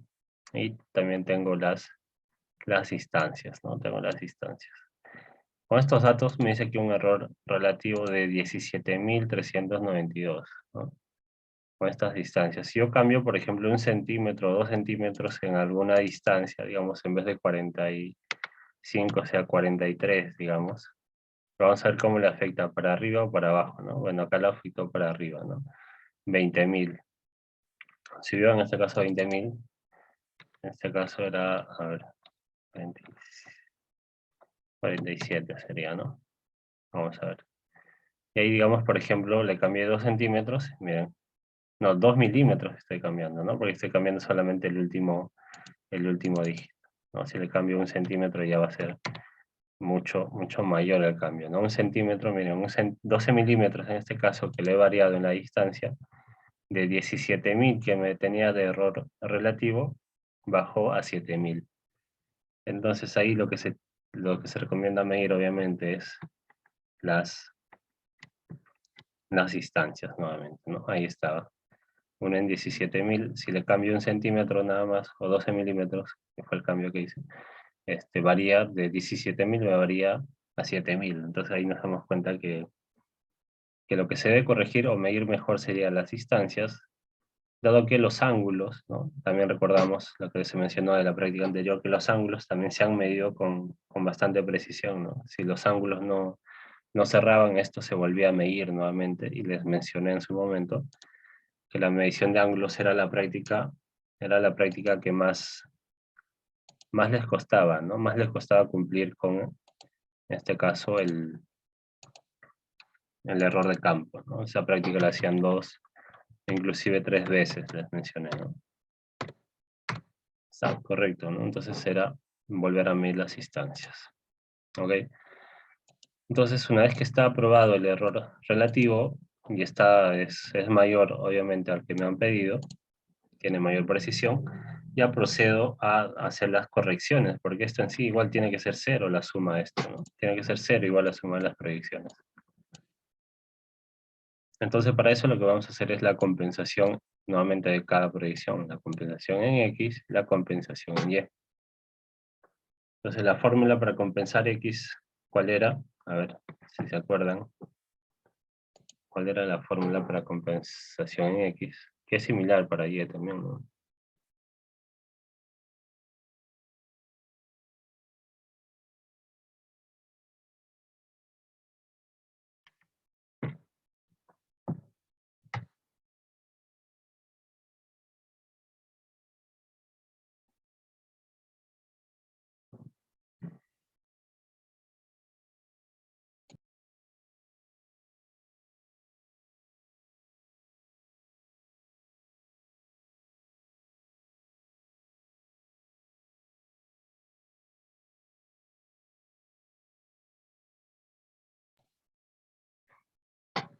A ver, ¿alguien se acuerda por ahí? O ya se olvidaron ya. Ya, bueno, entonces, para X o para Y, lo mismo, ¿no? Son similares, son parecidas en este caso las correcciones, ¿no? Si voy a hacer una corrección en X, dependiendo del lado, ¿no? Corrección en X. Dependiendo del lado, ahí sería corrección en X del lado AB, BC o CD, sería igual a menos el error que se ha cometido en X, ¿no? El error en X, por en este caso la distancia de ese lado, si es AB, sería la distancia AB, entre la distancia total, ¿no? Entre la distancia total. Ya está. Esto era, ¿no? Entonces acá reemplazando el error en X sería 0.011. Obviamente el menos va adelante, el menos es parte de la fórmula. Eso por la distancia AB, que sería 68.42, entre la distancia total 243.28, ¿no? Si hago esta operación y trabajo con 3 decimales, me debe dar este resultado. Y así para el siguiente lado, para el lado BC, trabajaría igual, no cambia, la distancia total no cambia tampoco, lo que va a cambiar simplemente va a ser la distancia, que ya no sería AB, sino sería BC 25.635, el resultado sería este, ¿no? Y así para los demás, para el siguiente lado, ya está. Para la compensación en Y es prácticamente lo mismo, solamente que acá cambiamos en vez de error en X, acá va a ser el error en Y, ¿no? En vez del error en X va a ser el error en Y, que en este caso cambiaría a 0.005, Y ya está, y haciendo nuevamente la operación me va a dar estos resultados si trabajo con 3 decimales. Ok, eso para la compensación de los ejes. Muy bien. Anthony. Profesor, ahí en la compensación de X y Y, también se podría presentar como positivo, o sea, se podría sumar o solo negativo siempre. No, claro, o sea, va a depender del resultado que te dé la fórmula, ¿no? O sea, puedes usar la fórmula así con el signo ya dado. Por ejemplo, acá me sale negativo porque la fórmula es menos, ya me sale negativo, y porque el error este es positivo, ¿no? Porque es negativo con positivo, negativo. Si acá el error me sale negativo, porque va a haber casos que ustedes le va a salir menos, acá menos y acá menos, o sea, sería menos el error en X. El menos es en la fórmula, pero el error en X también es menos, entonces ahí tu compensación va a ser positiva, ¿no? O sea, visualmente también se pueden dar cuenta, ¿no? Si mi error, en este caso, es positivo, y yo quiero compensarlo, o sea, quiero que se vuelva a cero, mis compensaciones tienen que ser negativas, ¿no? Para que menos 0.011 más, perdón, 0.011 menos 0.011 sea cero, pues, ¿no? O sea, esto de acá es lo contrario a esto, o sea, si lo sumo, se vuelve cero, ¿no? Igual que en nivelación, igual que hemos visto en los anteriores, pues en nivelación creo que se parece un poco, ¿no? Que con las compensaciones al final era la compensación del punto final, si era una poligonal cerrada, y era igual al error, ¿no? Al error de campo. O si era por defecto, mis compensaciones eran positivas; si era por exceso, mis compensaciones eran negativas. Esto es como si fuera por exceso, porque es positivo. Entonces mis compensaciones son negativas. Pero te guías de la fórmula nada más, pues la fórmula es menos el error en X o el error en Y, ¿no? Pero empieza con un menos. No empieza con un menos. Si tu error en X es menos negativo, pues tu compensación va a ser positiva. Y acá, como es positivo, pues se queda en negativo, ¿no? Pero puede ser cualquiera. ¿Ok? Muy bien. Entonces, pues luego ya se hallan las proyecciones compensadas, porque simplemente es la suma de la proyección que se ha medido en campo, que está, más o menos, según su signo, la compensación, ¿no? Y esto para cada eje, ¿no? Para el eje X, para el eje Y. Cuando ya lo compenso, vuelvo a sumarlo, y la suma tiene que darme 0. Ahora sí tiene que darme 0, ¿no? Que era el objetivo principal. Muy bien, una vez que ya tengo las compensaciones, perdón, las proyecciones compensadas, ya me olvido, perdón, un momento.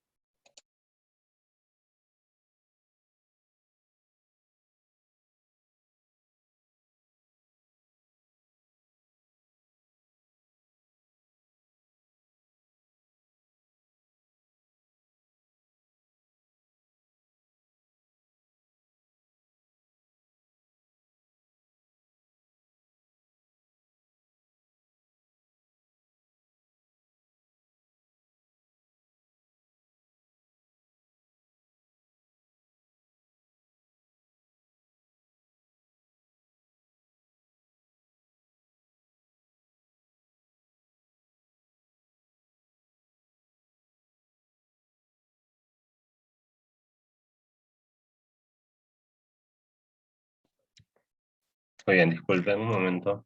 Ya. Cuando ya tenemos las proyecciones compensadas, lo que nos toca hallar son las coordenadas, ¿no? Las coordenadas finales.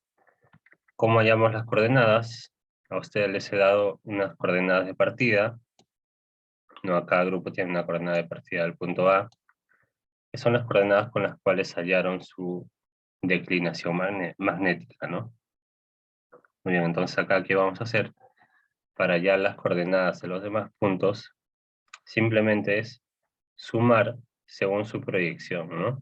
Entonces, por ejemplo, si tengo la coordenada del punto A y quiero hallar la coordenada del punto B, sería sumar la coordenada de partida, que sería el punto A, más la proyección AB. ¿Cuál es la proyección AB? Pues sería el primer dato, ¿no? Según su eje. Entonces, para X corresponde a este, ¿no? Entonces sumo según su signo, ¿no? Acá sería positivo, sumamos este valor más esto, y nos daría la coordenada en este del punto B. Para el norte sería lo mismo, no tengo esta coordenada de partida del norte, más su predicción, que en este caso es menos 4.031, y también obtendría este resultado, y ya tendría la coordenada del punto B. Y seguimos de igual manera para el punto C, es lo mismo, ¿no? Volvemos a repetir, pero ahora a partir de esta coordenada, más o menos su predicción en X, ya tenemos este valor, acá en este caso se ha restado, y para el norte igual, ¿no? En este caso este valor, más 25.550, tenemos este valor. Muy bien, y así seguimos, y también podemos corroborar, ¿no? Cuando hallamos la coordenada del punto D, ¿no? Igual lo sumamos con la predicción de A, que sería esto, y el resultado pues tiene que salirme igual a la coordenada inicial, porque es el punto A, y llego al punto A, al ser una poligonal cerrada. No, parto del punto A y llegamos al punto A.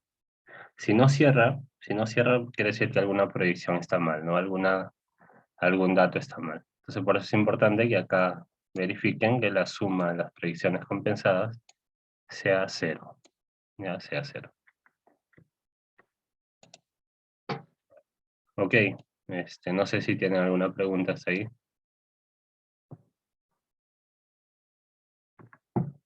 ¿Está claro cómo hallar las coordenadas? Sí, profesor, esos coordenadas finales que te da del este y el norte, se usa para ir a dibujar, ¿cierto? O sea, la poligonal. Claro, correcto. ¿No? Ese es el siguiente paso. Y ese es el fin de todo lo que hemos venido haciendo, ¿no? O sea, si se dan cuenta, pues, hemos partido desde la declinación magnética, hemos compensado ángulos, hemos hallado azimut, hemos hallado distancia, luego proyección, o sea, todo para hallar las coordenadas, pero ahí no queda, ¿no? No queda en las coordenadas. Ahora, ¿qué es lo que van a hacer con esto?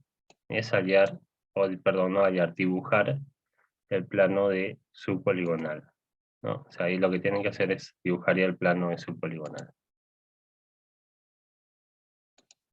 ¿Cómo lo dibujan? Ya solo tienen que... A ver. Entonces, para dibujar el plano de la poligonal, ustedes lo que tienen que hacer es, digamos, si lo hacen en AutoCAD o en papel, en este caso sería un papel milimetrado, primero lo que tienen que definir es cuál es su coordenada mayor, cuál es su coordenada menor, por ejemplo, y haya qué distancia hay, ¿no? ¿Qué distancia hay en este? ¿No? La diferencia de el mayor y este menor me daría más o menos qué distancia hay en que va a cubrir mi dibujo, y el norte también, ¿no? Para que más o menos se den una idea de qué escala manejar, ¿no? Más o menos qué escala manejar, por esto lo tienen que hacer a escala. ¿Ok? Entonces, por ejemplo, si tienen vamos a ver cómo está. Una vez que definen eso, pueden hacer como un marco, en la cual primero lo que tienen que hacer es una grilla. ¿Ya? Entonces, lo primero que tienen que hacer es una grilla, ¿no? Es como si fueran el marco donde va a entrar su plano. Lo que van a hacer ahora es una grilla, digamos, si van a hacer a una escala 1:500, sería cada 10 centímetros, la grilla, ¿no? En sí, pero en general, para cada plano es cada 10 centímetros, ¿no? Cada 10 centímetros. Hacen una grilla, tanto en horizontal como en vertical también van a hacer una grilla, ¿no? Y luego, pues, van a ubicar una coordenada de partida. Una coordenada de partida, por ejemplo, acá está como inicio esta coordenada, ¿no? En X, esto sería en X, 296.840, y en Y, o en norte, sería 8.646.600. ¿Ya? Entonces, por ejemplo, y ahí va a ir avanzando, ¿no? Va a ir avanzando. Este está avanzando cada 10 metros, porque es una poligonal pequeña, ¿no? 850, 860, ¿no? Cada 10 metros va avanzando. Es una poligonal pequeña. Entonces acá puede avanzar cada 25 metros, cada 50 metros, dependiendo. Cada línea de la grilla tiene que tener su valor, así como está acá. Esto es para el este y para el norte igual, ¿no? Acá también tiene que tener su dato, tiene que tener sus datos. Una vez que tienen eso, lo que van a hacer es, según las coordenadas, porque ya hallaron las coordenadas, pues ubicar los puntos de la poligonal. Ubico mi punto A, mi punto D, ¿no? Digamos este sea el punto A, el punto B, punto C, y lo unen, pues, ¿no? Unen los puntos y ya tendrían el gráfico de su poligonal. Ya tenían el gráfico de su poligonal. Así de sencillo. Ahora, para que el plano esté completo, tienen que anotar lo del cuadro de datos, que por lo general va a un costado, ¿ya? Por lo general va a un costado el cuadro de datos, ¿no? Donde va toda la información del plano. En la parte inferior va el membrete, entonces ahí pueden hacer un membrete ustedes, ¿no? En el cual el membrete va información del plano, qué tipo de plano es, qué escala tiene, en qué fecha se ha elaborado, ¿no? La dirección, si pueden poner, y qué tipo de plano, ¿no? En este caso sería un P01, porque es un perimétrico, ¿no? Ese sería el tipo de plano. Sobre el membrete, por lo general va la leyenda, ¿no? Un cuadro pequeño donde ponga la leyenda, una pequeña leyenda nada más. Por ejemplo, ponen qué tipo de línea le corresponde a la poligonal, una línea roja, y acá ponen el mismo tipo de línea, y acá ponen poligonal, ¿no? Los puntos, es que lo hacen con un símbolo especial, ponen el símbolo, y ponen ahí puntos de la poligonal, digamos. ¿Qué más va también el cuadro de datos técnicos? En el cuadro de datos técnicos va a ir lo que se vio ahí un poco en el Excel, que serían los puntos, el lado, las distancias y las coordenadas, ¿no? Todos esos datos van ahí como cuadro de datos técnicos. También va un plano de ubicación o localización, también va. Pero por ahora esto todavía no les voy a pedir. Les voy a pedir para la próxima entrega, ¿no? Para la próxima entrega. Muy bien, o sea, tiene que ir este plano acompañado de todos estos datos. Y aparte, dentro del plano también tiene que ir el símbolo del norte. Ya, también tiene que ir el símbolo del norte, ¿no? No sé, como una flecha y que te diga que es el norte, ¿no? Ahí está. O sea, todos estos datos comprenden el plano de la poligonal. Si solamente mandan la figura, pues no corresponde al plano, ¿no? Si solamente mandan la figura, no correspondería al plano. Es que en Excel no se hace, acá no te podría decir la escala. Ya el Excel no se hace en Excel. No se hace. Esto es como un ejemplo. Esto lo pueden hacer según la tarea que les he mencionado. Esto lo pueden hacer en AutoCAD, lo pueden hacer en Civil, o lo pueden hacer a mano. Ya lo pueden hacer en cualquiera de esas opciones. Ya también en este caso, en el Canvas he subido un ejemplo en PDF, que ahora lo voy a abrir, de cómo más o menos debería quedar, ¿no? Que ahí está todos los datos que les he mencionado, que les acabo de mencionar. No, esto no es. A ver, ¿dónde está? Un momento.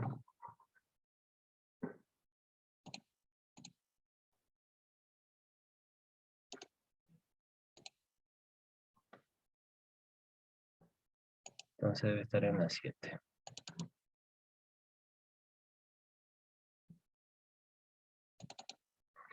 Sí, acá estaba.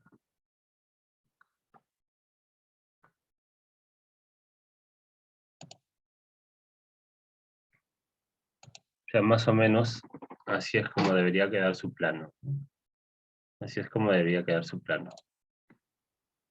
Entonces acaba el dibujo de la poligonal que les mencioné. El dibujo de la poligonal. Estas líneas de acá vienen a ser las grillas, ¿no? Las grillas. Si se dan cuenta, pues en cada grilla ahí están los valores, ¿no? Los valores de las coordenadas. Esta sería la coordenada en X, ¿no? 286.320. Y esto va aumentando cada 20 metros, ¿no? 340, 360. Y en norte también, ¿no? 100, 120 debe estar acá. Ahí está, 120, 140. En la parte inferior, lo que les mencioné, va el membrete. El membrete tiene estos elementos. Ahí está, ¿no? El nombre del proyecto, qué tipo de plano. Ya está, la escala, no es importante poner la escala, la fecha, el sistema de coordenadas con el cual se ha trabajado. Ya saben que es UTM, zona 18. 18L, ¿no? La leyenda que les mencioné. Ahí está. Es un ejemplo para que ustedes se guíen, ¿no? Y el cuadro de datos, ¿no? El cuadro de datos que también les mencioné. ¿Qué iría todo esto de acá, no? El vértice, el lado, la distancia. Este ángulo interno, si es que lo miden con AutoCAD, ya pondrían ese dato, pero ya no iría para ustedes, ¿no? Porque a la hora de hacer las correcciones de las proyecciones, los ángulos que tenemos compensados han variado. Ya lo que sí iría serían las coordenadas. También va un plano de localización, pero por ahora no les he pedido esto, ya no les voy a pedir esto. Va eso y el norte, ¿no? También el símbolo del norte es importante. Tiene que estar dentro del plano. Tiene que estar dentro del plano. También va una escala gráfica, pero eso tampoco, si es que pueden hacerlo, lo hacen, pero tampoco les he pedido por ahora. Ya para la siguiente sí voy a pedir con todo eso. Ok, esto para un A3, una escala 1 en 200, por ejemplo, para esta poligonal de ejemplo que tenemos, ¿no? Para esta poligonal de ejemplo. Bien, no sé si hay alguna pregunta. Entonces, esta tarea la tienen que subir hasta la próxima semana, ¿no? Hasta el 31. Lo pueden hacer, perdón, en lo que ya les mencioné, en AutoCAD, en Civil, en papel milimetrado con un tamaño de hoja mínimo A3, ¿no? Un tamaño de hoja mínimo en A3.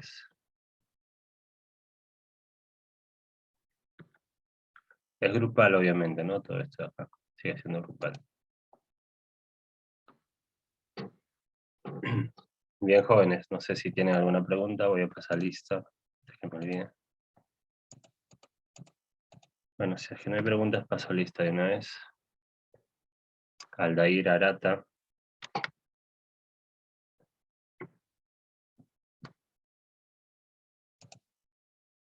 Aldair no está. Félix Bonifacio sí estaba. Percy Chávez también sí estaba. Presente, profesor. Muy bien. Profesor, no vaya presente, disculpe. ¿Quién dijo presente? ¿Arata?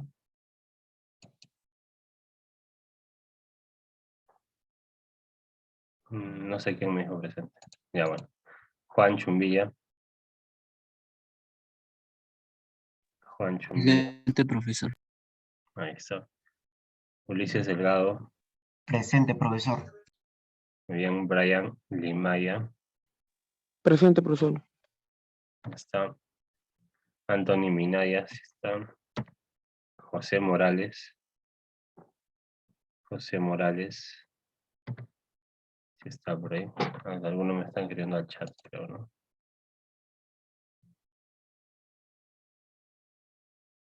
Ok, muy bien. Javier Palacios. Presente, profe. Muy bien, Juan Pérez. Juan Pérez Curi, no está. Yamil Ponte. Yamil Ponte, no lo veo. Mayra Rojas. Presente. Álvaro Tafur. Presente, profesor. Muy bien, Cristian Torres. Creo que nunca vino. Y José Urbe. Creo que también está por ahí. Presente, profesor. Ok, jóvenes. Muy bien. Bueno, si no hay preguntas, terminamos hasta acá. Nos vemos la próxima semana ya para hacer la actividad 9, que sería... Oh, perdón, la penúltima, ¿no? Que sería Profesor, la... ¿hasta, ¿Hasta cuándo le podemos reenviar lo que vamos a corregir? Me imagino que ya lo harán bien, pues ya me envían con todos los datos. Si quieren que lo revise antes, ya me envían hasta el viernes, ¿no? Para comentarles nada más, porque ya les tocaría hacer todo esto con el plano. Pues ya les di todo en que han fallado, o sea, ya creo que ya lo harían bien, salvo el grupo que hizo mal la declinación, no sé de dónde sacó ese dato. Faltaría ellos nada más y ya, no sé, hasta el viernes. Ya, profesor. Salió el envío del grupo 12, corregido. Ya, eso lo reviso luego. Ok, si no hay preguntas, no hay más preguntas, ya nos vemos la próxima semana, ¿no? Gracias. Hasta luego, profe. Hasta luego, profesor.